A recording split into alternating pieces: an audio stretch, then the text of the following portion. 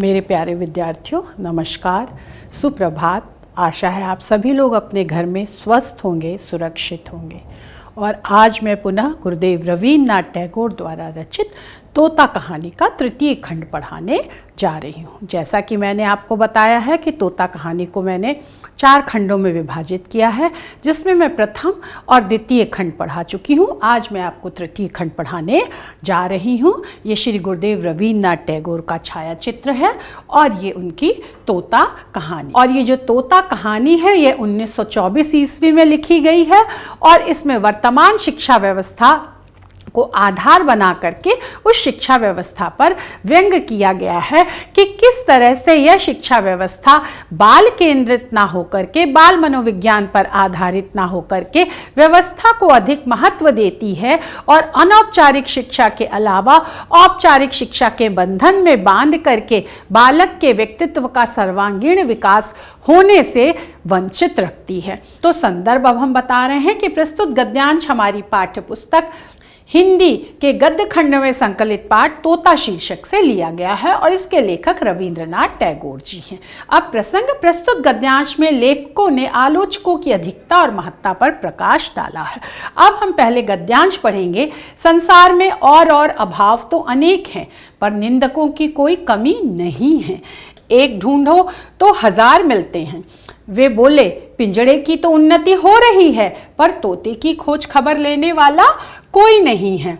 बात राजा के कानों में पड़ी। उन्होंने भांजे को बुलाया और कहा, क्यों भांजे साहब, यह कैसी बात सुनाई पड़ रही है? भांजे ने कहा, महाराज, अगर सच सच बात सुनना चाहते हो तो सुनारों को बुलाइए, पंडितों को बुलाइए, नकल नवीसों को बुलाइए, मरम्मत करने वालों को और मरम्मत की देखभाल करने वालों को बुलाइए। निंदकों को हलवे माड़े में हिस्सा नहीं मिलता, इसलिए वे ऐसी ओछी बात करते हैं। जवाब सुनकर राजा ने पूरे मामले को भली भांति और साफ साफ तौर से समझ लिया। भांजे के गले में तत्काल सोने के हार पहनाए गए। अब हम गद्यांश की व्याख्या पर आते हैं। लेखक यहाँ पर कह रहा है कि संसार में, इस दुनिया में बहुत सारी कमियां हैं। कोई शारीरिक रूप से अस्वस्थ है, कोई धनी नहीं है, किसी के पास धन की कमी है, किसी के पास विद्या की कमी है, किसी के पास ज्ञान की कमी है, किसी के पास परिवार की कमी है। दुनिया में, लेखक का कहने का तात्पर्य है कि इस दुनिया में आकर कोई भी व्यक्ति परिपूर्ण नहीं है। कोई ना कोई कमी हर व्यक्ति के पास होती ही है, पर निंदकों की कोई कमी नहीं है। लेकिन इससे भी ज्यादा दुनिया में अगर कोई है तो निंदक और आलोचक हैं। और कमियां तो हैं, लेकिन होती हुई भी वह कम है। लेकिन निंदकों की इस दुनिया में कोई कमी नहीं है। अभाव मतलब कमी। एक ढूंढो, अगर एक बुराई करने वाला ढूंढने जाओ, खोजने जाओ, तो आपको हजारों बुराई करने वाले मिल जाते हैं। जैसा कि कहा भी गया है इसीलिए कि निंदा को एक रस माना गया है और निंदा करने में जो आनंद आता है वो आनंद और कोई बात करने में नहीं आता है। तो इसी भाव को जानते हुए लेखक ने ये यहाँ पर कहा है कि इस संसार में आलोचकों की, बुराई करने वालों की कोई कमी नहीं है। लेकिन वह आलोचक, अगर ऐसे आलोचक है कि सिर्फ आलोचना करने के लिए आलोचना करते हैं, आपकी बुराई करने के लिए बुराई करते हैं, तब तो वह निरर्थक है। लेकिन अगर उन निंदकों या आलोचकों की बातों में कोई सार तत्व है तो उस तरफ हमें ध्यान देना चाहिए। तो यहाँ पर शिक्षा व्यवस्था जब राजा, मंत्री, राजा के भांजे और निर्जीव वस्तुओं की व्यवस्था करने वाले कारीगरों के हाथ में चली गई है, परिवारवाद और वंशवाद और के बंधन में बंध गई है, तो वहां पर अगर निंदक कुछ कह रहे हैं तो वह ध्यान देने योग्य होता है। तो यहाँ पर वही लेखक ने कहा कि एक आलोचक ने कहा, पिंजड़े की तो उन्नति हो रही है। शिक्षा के नाम पर जो व्यवस्था है और जो भौतिक वस्तुओं को एकत्र किया जा रहा है वह तो बहुत ही अच्छा है। उन भौतिक वस्तुओं की साज सज्जा तो बहुत ही आकर्षक है और उस व्यवस्था को देख करके तो कोई भी ये कह देगा कि शिक्षा की जो व्यवस्था है वो बहुत सुंदर है, आकर्षक है। लेकिन तोते की खोज खबर मतलब उसका हालचाल लेने वाला तोता रूपी जो बालक है, जो विद्यार्थी है, वो शिक्षार्थी है, उसका हालचाल लेने वाला कोई नहीं है। सिर्फ विद्यालय की बाह्य साज सज्जा पर ध्यान दिया जा रहा है, उसे आकर्षक बनाया जा रहा है। लेकिन जिस शिक्षार्थी विद्यार्थी रूपी बालक को शिक्षा दी जा रही है, उसकी तरफ किसी का भी ध्यान नहीं है। यहाँ पर लेखक इस बात की ओर आलोचकों के द्वारा हम सबका ध्यान आकर्षित कर रहा है। जब राजा ने यह बात सुनी कि विद्यार्थी की कोई खोज खबर नहीं ले रहा है, तो उन्होंने अपने भांजे को बुलाया और कहा कि यह कैसी बात सुनाई दे रही है कि शिक्षा की व्यवस्था पर ज़्यादा ध्यान दिया जा रहा है और जिसके लिए शिक्षा की जानी चाहिए उस पर बिल्कुल ध्यान केंद्रित नहीं किया जा रहा है, उसकी रुचि का कोई भी ध्यान नहीं दिया जा रहा है। तब भांजे ने कहा, महाराज अगर आप सच्चाई सुनना चाहते हैं तो उन्होंने भांजे साहब ने कहा कि आप सुनारों को बुलाइए। सुनार कौन है? जिन्होंने पिंजड़ा तैयार किया है और यहाँ विद्यालय का भवन जिन्होंने तैयार किया है। पंडितों को बुलाइए, पंडित जो मंत्र पाठ कर रहे हैं, जो एक रटी रटाई चीज को बालक को सुना रहे हैं और चली आती हुई परिपाटी पर ही शिक्षा दे रहे हैं। उनमें कोई मौलिकता नहीं है, सृजनात्मकता नहीं है और वह कठोर अनुशासन में बालक को शिक्षा देना चाहते हैं। तो ऐसे पंडित बुलाए गए जो कर्मकांड पर ज़्यादा ध्यान केंद्रित रखते हैं और उसका जो मंत्र का सार तत्व है उसकी तरफ उनका न ध्यान जाता है और न वह सार तत्व से बालक को परिचित कराना चाहते हैं। अब नकल नवीस जो कागजातों की नकल करते हैं उनमें भी कोई मौलिकता नहीं है, कोई सृजनात्मकता नहीं है। जो पुस्तकें प्राचीन काल से चली आ रही हैं उन्हीं पुस्तकों की उन्होंने नकल कर दी। तो ऐसे नकल नवीसों को बुला करके शिक्षा व्यवस्था का हालचाल पूछिए। फिर जैसे पिंजड़ा पुराना हो गया, उसमें कोई टूट फूट हुई तो उसकी जिन लोगों ने मरम्मत की, ऐसे ही विद्यालय या विद्यालय का जो भवन है उसमें जो टूट फूट हुई तो उनका जो सुधार करने वाले लोग हैं, मरम्मत मतलब सुधार करने वाले हैं, और उन सुधार करने वालों का भी जो निरीक्षण करने वाले हैं उन लोगों को बुलाइए, उनसे शिक्षा व्यवस्था का हाल पूछिए।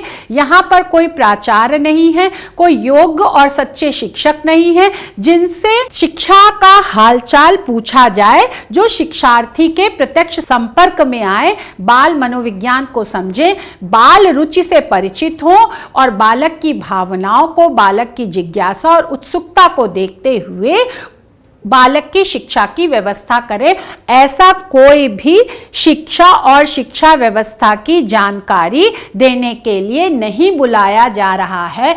जो बाह्य व्यवस्था और भौतिक संसाधनों को एकत्र करने वाले हैं, उनका सुधार करने वाले हैं, ऐसे निर्जीव वस्तुओं से संबंधित लोगों को एक सजीव प्राणी जो बालक है उसकी शिक्षा का हालचाल पूछने के लिए बुलाया जा रहा है। लेखक यहाँ यह कह रहा है यह शिक्षा व्यवस्था की विडंबना है और विकृति है। अब तब राजा ने यह पूछा कि भाई ये निंदक लोग क्यों इस तरह से कह रहे हैं कि शिक्षा व्यवस्था की या बालक की खोज खबर रखने वाला, शिक्षार्थी की खोज खबर रखने वाला कोई नहीं है। तो राजा के भांजे ने कहा कि निंदकों का, क्योंकि इसमें कोई स्वार्थ सिद्ध नहीं हो रहा है।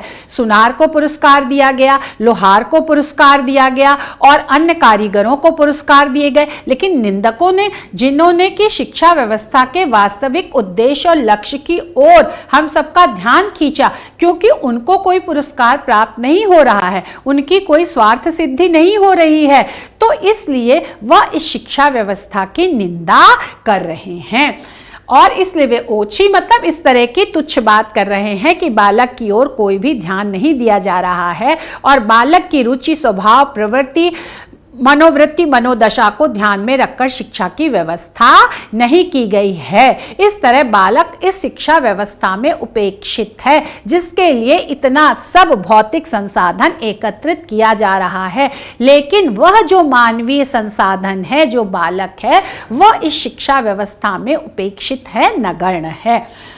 तो इसलिए ये इस तरह की निंदक तुच्छ बात कर रहे हैं, क्योंकि उनका कोई स्वार्थ सिद्धि नहीं हो रहा है। राजा साहब जो राज्य के प्रमुख हैं, अध्यक्ष हैं, वो अपने भांजे के जवाब से, मतलब उत्तर से बहुत प्रसन्न हो गए और उन्होंने भली भांति अच्छी तरह से स्पष्ट तौर से शिक्षा व्यवस्था के बारे में समझ लिया। उन्होंने जरा सा भी यह नहीं समझा कि वह जाकर के बालक से मिले और बालक की रुचि के योग्य बाल मनोवैज्ञानिक के जानकार बाल मनोवैज्ञानिकों से मिले, जो सच्चे और योग्य शिक्षक हैं उनसे जाकर के मिले। राजा ने यह इसकी ज़रूरत बिल्कुल भी नहीं समझी और उन्होंने वह भांजे के इस उत्तर से प्रसन्न होकर के भांजे को पुनः पुरस्कार दे देते हैं और उसके गले में तत्काल, मतलब उसी क्षण, सोने के हार पहना दिए जाते हैं, जिससे कि भांजा भी खुश हो गया और भांजे के उत्तर से जो राज्य के प्रमुख हैं, अंततोगत्वा जिनके हाथ में शिक्षा व्यवस्था है, वह भी प्रसन्न हो गए। दोनों प्रसन्न हो गए, लेकिन शिक्षा व्यवस्था वहीं की वहीं रही और बालक की तरफ किसी का ध्यान नहीं किया। यहाँ पर लेखक ने यह बात स्पष्ट की है। अब हम विशेष पर आते हैं कि लेखक द्वारा शिक्षा व्यवस्था सच्चे शिक्षकों के हाथों में होने के बजाय राजा के नातेदार रिश्तेदारों व कारीगरों के द्वारा नियंत्रित व परिचालित होने पर शिक्षा व्यवस्था में सुधार न होने की ओर संकेत सरल सहज भाषा व व्यंग्यात्मक शैली में किया है। और जैसा कि आपने सुना होगा, जो निंदा और निंदा करने वाले लोगों का जो सकारात्मक पक्ष होता है, उसकी तरफ भी हमारे कवियों ने ध्यान आकर्षित किया है कि निंदक नियरे राखिए परन कुटी छवाए, बिन पानी साबुन करे निर्मल होए स्वभाव। निंदकों को निंदा करने के बदले में हम कुछ देते नहीं हैं, लेकिन उनकी निंदा से अगर हम लाभान्वित होते हैं तो ये हमारे लिए बहुत ही एक सकारात्मक निंदा और निंदक का पक्ष हो जाता है। अब ये प्रश्न है, इसी प्रारूप पर आपकी परीक्षा में प्रश्न पूछे जाते हैं कि उपरोक्त गद्यांश का संदर्भ लिखिए, रेखांकित अंश की व्याख्या कीजिए। हमने पूरे अनुच्छेद की व्याख्या बता दी है, क्योंकि जो रेखांकित अंश है कोई जरूरी नहीं है वही परीक्षा में पूछे जाए, अन्य पंक्तियों को भी रेखांकित किया जा सकता है। और जब आप व्याख्या लिखेंगे तो चारों चरण लिखेंगे, संदर्भ लिखेंगे, प्रसंग लिखेंगे, व्याख्या लिखेंगे और विशेष लिखेंगे। अब हम दूसरे गद्यांश की व्याख्या पर आते हैं, जिसमें संदर्भ वही होगा, रचना और रचनाकार का नाम। अब हम प्रसंग पढ़ रहे हैं। प्रस्तुत गद्यांश में लेखक ने राजा और उसके लाभ लश्कर द्वारा शिक्षा व्यवस्था के बाह्य दिखावटी व औपचारिकतापूर्ण निरीक्षण पर प्रकाश डाला है। अब जब कोई भी शिक्षा के लिए व्यवस्था स्थापित की जाती है, तो जो स्थापित करता है, जो इसकी व्यवस्था करता है, उसका एक तरह से ये कर्तव्य होता है कि वह बीच बीच में जाकर के शिक्षा व्यवस्था का निरीक्षण करे। अब हम गद्यांश पढ़ रहे हैं। सबसे पहले, राजा का मन हुआ कि एक बार चलकर अपनी आंखों से यह देखें कि शिक्षा कैसे धूम धड़ाके से और कैसी बगटुट तेजी के साथ चल रही है। सो एक दिन वह अपने मुसाहबों, मुँह लगों, मित्रों और मंत्रियों के साथ आप ही शिक्षाशाला में आ धमके। उनके पहुंचते ही ड्योढ़ी के पास शंख, घड़ियाल, ढोल, तासे, खुरदक, नगाड़े, तुरहियां, भेरियां, दमामे, कासे, बांसुरियां, झाल, करताल, मृदंग, जग झंप आदि आदि आप ही आप बज उठे। पंडित गले फाड़ फाड़ कर और बूटियां फड़का फड़का कर मंत्र पाठ करने लगे। मिस्त्री, मजदूर, सुनार, नकल नवीस, देखभाल करने वाले और उन सभी के ममेरे, फुफेरे, चचेरे, मौसेरे भाई जय जयकार करने लगे। भांजा बोला, महाराज देख रहे हैं ना? महाराज ने कहा, आश्चर्य, शब्द तो कोई कम नहीं हो रहा। भांजा बोला, शब्द ही क्यों, इसके पीछे अर्थ भी कोई कम नहीं। राजा प्रसन्न होकर लौट पड़े। ड्योढ़ी को पार करके हाथी पर सवार होने ही वाले थे कि पास के झुरमुट में छिपा बैठा निंदक बोल उठा, महाराज आपने तोते को देखा भी है? राजा चौंके, बोले, अरे हाँ, यह तो मैं बिल्कुल भूल ही गया था, तोते को तो देखा ही नहीं। लौटकर पंडित से बोले, मुझे यह देखना है कि तोते को तुम पढ़ाते किस ढंग से हो। पढ़ाने का ढंग उन्हें दिखाया गया। देखकर उनकी खुशी का ठिकाना ना रहा। पढ़ाने का ढंग तोते की तुलना में इतना बड़ा था कि तोता दिखाई ही नहीं पड़ता था। राजा ने सोचा, अब तोते को देखने की जरूरत ही क्या है, उसे देखे बिना भी काम चल सकता है। राजा ने इतना तो अच्छी तरह समझ लिया कि बंदोबस्त में कहीं कोई भूल चूक नहीं है।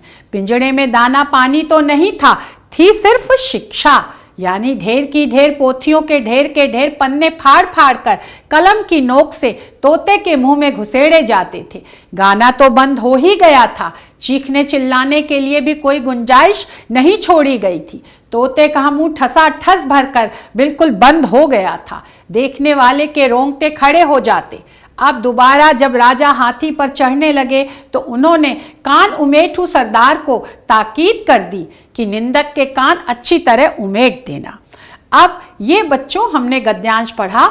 अब हम इसकी व्याख्या पर आते हैं कि राजा के मन में एक बार ये इच्छा हुई कि अपनी आंखों से देखे, मतलब जाकर प्रत्यक्ष रूप से शिक्षा व्यवस्था का निरीक्षण करें, क्योंकि जो राज्य का प्रमुख है और जिसने शिक्षा व्यवस्था के लिए अपने भांजे को नियुक्त कर रखा है मंत्री की सलाह पर, तो बीच बीच में उसका यह नैतिक और मौलिक कर्तव्य हो जाता है। साथ ही साथ शिक्षा व्यवस्था का यह एक अनिवार्य अंग भी है कि शिक्षा व्यवस्था का जाकर निरीक्षण किया जाए, देखभाल की जाए, जिससे उसकी अच्छाइयाँ और कमियाँ सबके सामने उजागर हो। जो अच्छाइयाँ हैं उनको बढ़ावा दिया जाए और जो कमियाँ हैं उनको दूर करने का प्रयत्न किया जाए। तो इसी के तहत राजा साहब जो है वो शिक्षा का निरीक्षण करने चले कि शिक्षा कैसे धूम धड़ाके से, मतलब शोरगुल से, उत्साह से, प्रचार प्रसार के साथ जो है, और कैसी बगटुट मतलब तेज रफ्तार से, सरपट आगे तेजी से, तीव्रता के साथ चल रही है। क्योंकि शिक्षा के नाम पर, शिक्षा व्यवस्था पर बहुत धन खर्च किया गया है। इतने सारे अधिकारी और कर्मचारी नियुक्त किए गए हैं, इतने सारे कारीगर बुलाए गए हैं, इतनी सारे पुस्तकों का ढेर लगाया गया है।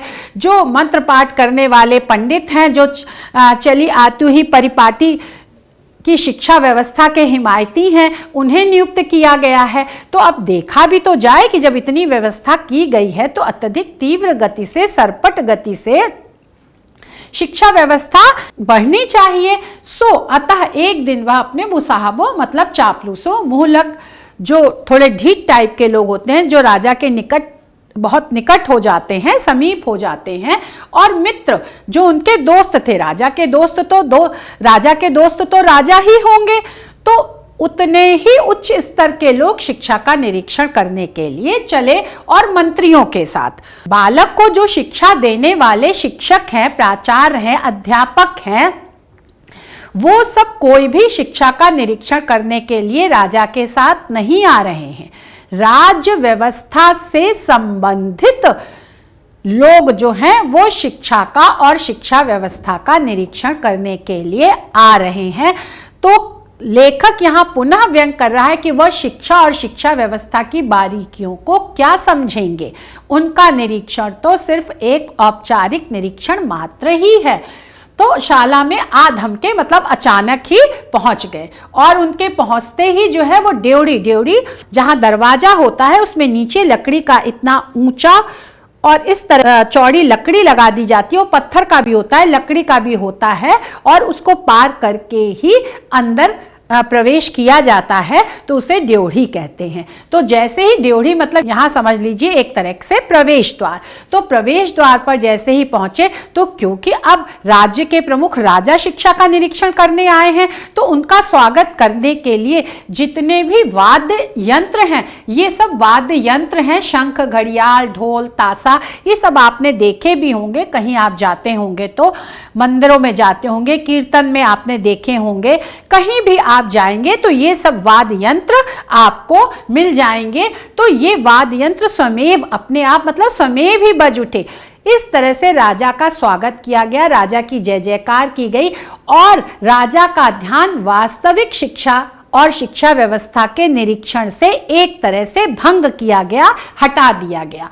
और पंडित गले फाड़ फाड़ कर, मतलब ऊंची आवाज में, और बूटियां जब काफी ऊंची आवाज में आप बोलिए तो यहाँ की नसें जो हैं वो फड़कने लगती हैं और दिखती हैं। तो वही लेखक यहाँ कह रहे हैं कि इतनी ऊंची आवाज में वो बच्चों को पढ़ा रहे थे। यहाँ पर बच्चा छोटा है, कोमल है, स्नेह का आकांक्षी है, उसको तो धीरे धीरे मधुर बोलों से, उसकी रुचि के अनुसार, उसके भाव को समझते हुए, उसकी प्रवृत्ति को समझते हुए शिक्षा देना चाहिए। लेकिन यहाँ सब यह व्यवस्था नहीं है। यहाँ पर सिर्फ राजा को प्रभावित करने के लिए प्रदर्शनकारी शिक्षा व्यवस्था है, लेखक यहाँ पर कह रहा है। और इस तरह से यह सारे, चाहे पंडित हो और चाहे ये वाद्य यंत्र हो, इन सब ने अपनी ऊंची आवाज के द्वारा और वाद्य यंत्रों ने अपनी मधुर ध्वनि के द्वारा राजा को प्रभावित कर लिया। और राजा जी ये समझ गए कि शिक्षा व्यवस्था बहुत अच्छी चल रही है। और मिस्त्री मजदूर जिन्होंने विद्यालय का भवन बनाया, सुनार जिन्होंने तोते का पिंजड़ा बनाया, नकल नवीस जिन्होंने पोथियों और कागजातों की नकल की, और उनकी भी देखभाल करने वाले, निरीक्षण करने वाले, इन सबके जो परिवार से संबंधित लोग हैं वह सब राजा की जय जयकार करने लगे। इनका बालक की शिक्षा से और मानवीय संसाधन से संबंधित जो शिक्षा व्यवस्था है उससे कोई नाता नहीं है। यह बालक को शिक्षा देने के योग्य नहीं है, लेकिन इन सब के द्वारा राजा की जय जयकार कराई गई, जिससे राजा यह समझ जाए कि शिक्षा व्यवस्था अति उत्तम कोटि है। इसमें कहीं भी जो शिक्षा का मूल लक्ष्य, केंद्र बिंदु बालक और उसको वास्तविक शिक्षा देने वाले, उसकी सर्जना का, मेधा का, प्रतिभा का विकास करने वाले लोगों का कहीं भी कोई उल्लेख नहीं है और उनकी कोई भूमिका नहीं है। लेखक ने यहाँ पर यह बताया है और इस तरह से शिक्षा व्यवस्था पर व्यंग भी किया है। अब भांजे जिनके हाथ में शिक्षा व्यवस्था है और राजा जी जो शिक्षा व्यवस्था का निरीक्षण करने आए हैं, तो उन राजा से बोले, महाराज आप देख रहे हैं ना, मतलब आप अवलोकन कर रहे हैं, निरीक्षण कर रहे हैं कि कितनी सुंदर शिक्षा व्यवस्था, उच्च कोटि की व्यवस्था हमने कर रखी है और किस तरह से यह शिक्षा व्यवस्था तीव्र गति से आगे बढ़ रही है।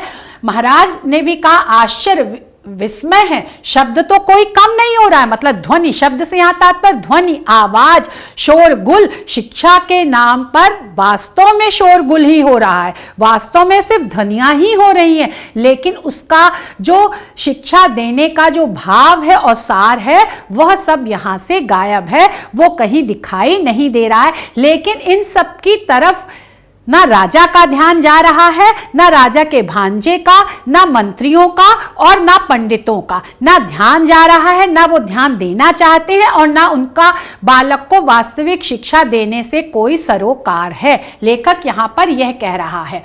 भांजा बोला, शब्द ही क्यों, इसके पीछे अर्थ भी कोई कम नहीं है। यही जो हमने बताया, अर्थ मतलब भाव। वास्तव में बालक को शिक्षा देने का कोई भाव नहीं है।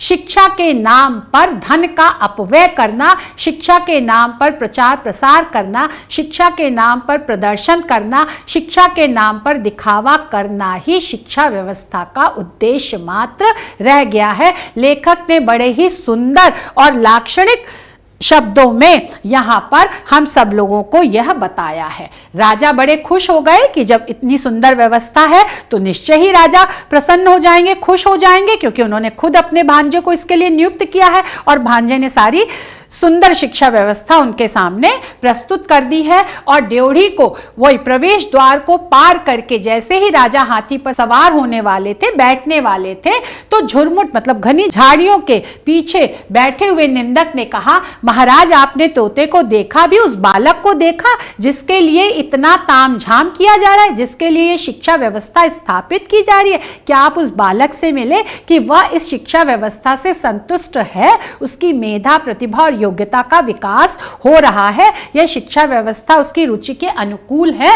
राजा चौंके, राजा को आश्चर्य हुआ, अरे हाँ, यह तो मैं बिल्कुल भूल गया था, विस्मृत हो गया था। राजा जो राज्य का अध्यक्ष है, जिसका प्रत्यक्ष संपर्क बालक से होना चाहिए क्योंकि वह शिक्षा व्यवस्था के लिए उत्तरदायी है और बालकों की शिक्षा कैसी हो रही है यह भी उसे जानना चाहिए। लेकिन राजा जी यह भूल जाते हैं कि शिक्षा का जो मूल लक्ष्य है उससे तो हम मिले ही नहीं हैं। तो आप समझ सकते हैं कि वह शिक्षा व्यवस्था कैसे होगी।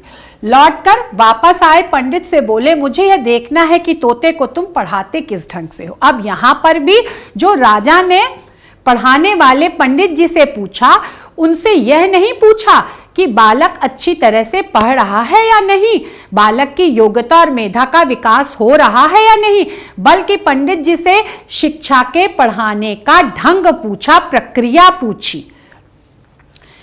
पढ़ाने का ढंग उन्हें दिखाया गया। जिस तरह से पंडित जी बालक को पढ़ाते थे, बालक नहीं है, शिक्षार्थी नहीं है, विद्यार्थी नहीं है, बालक की अनुपस्थिति में पंडित जी ने बालक को कैसे पढ़ाया था वह ढंग उन्होंने दिखा दिया। इससे ही आप समझ सकते हैं कि वह शिक्षा व्यवस्था कैसी है।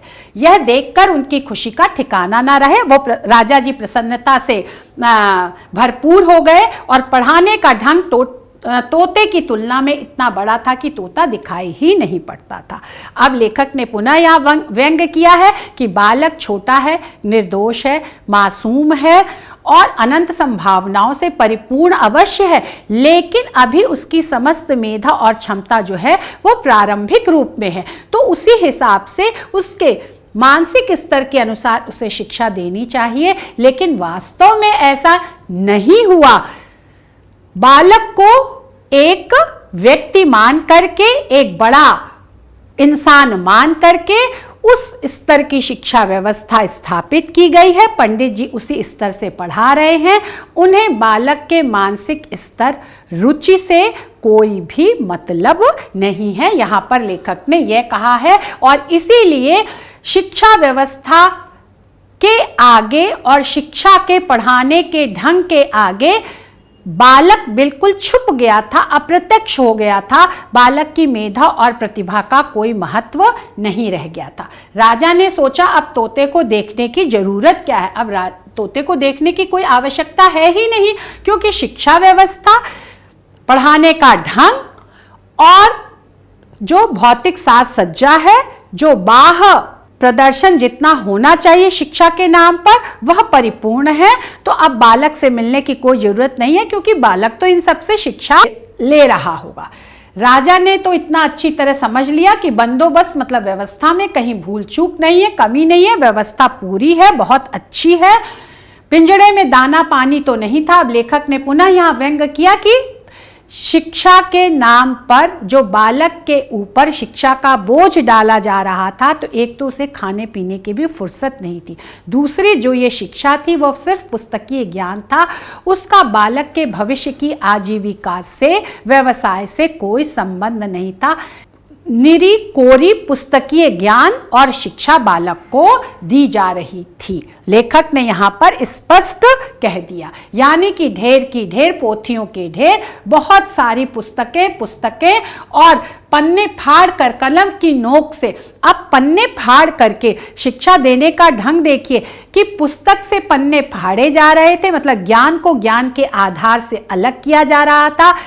जिस व्यवस्था में और जिस प्रकृति में बालक ने जन्म लिया है और जिस प्रकृति और संस्कृति से जोड़ करके शिक्षा दी जानी चाहिए, उस प्रकृति और संस्कृति से अलग करके बालक को शिक्षा दी जा रही है। और जो शिक्षा देने का ढंग है वो बहुत कठोर है।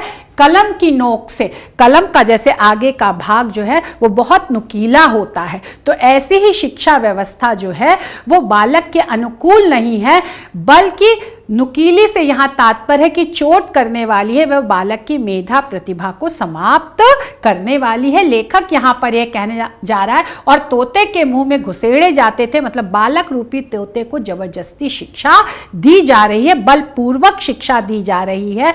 और जिस शिक्षा के वो लायक नहीं है वह शिक्षा उसे प्रदान की जा रही है। अब बालक जैसे सुमधुर वाणी में बोलता है तो वह तो शिक्षा के आगे इस बलपूर्वक शिक्षा के आगे उसके सुमधुर बोली तो बंद ही हो गई थी। चीखने चिल्लाने के लिए मतलब विरोध करने का भी अब बालक के अंदर कोई ताकत नहीं रह गई थी। वो शिक्षा के भार से इतना दब गया था, कोई गुंजाइश नहीं रह गई थी, जरा सी भी रत्ती भर भी उसमें अवकाश नहीं था। तोते कामू ठसा ठस बिल्कुल नीचे से लेकर ऊपर तक उसे शिक्षा के नाम पर पुस्तकीय ज्ञान से लाद दिया गया था। और इस तरह की बलपूर्वक पुस्तकीय ज्ञान को देख करके लोगों के रोंगटे खड़े हो जाते थे।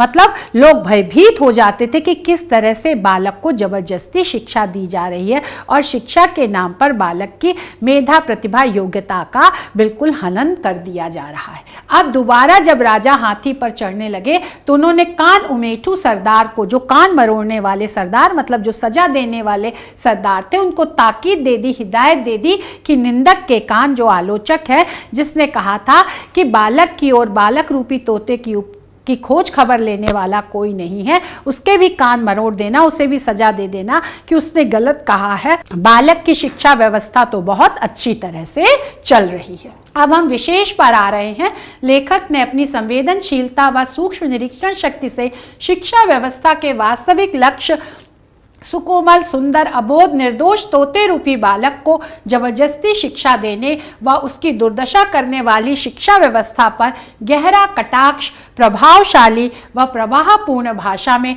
प्रतीकात्मक शैली में किया है। प्रकृति से दूर रहने वाला बालक प्रकृति के भेद को कैसे जानेगा?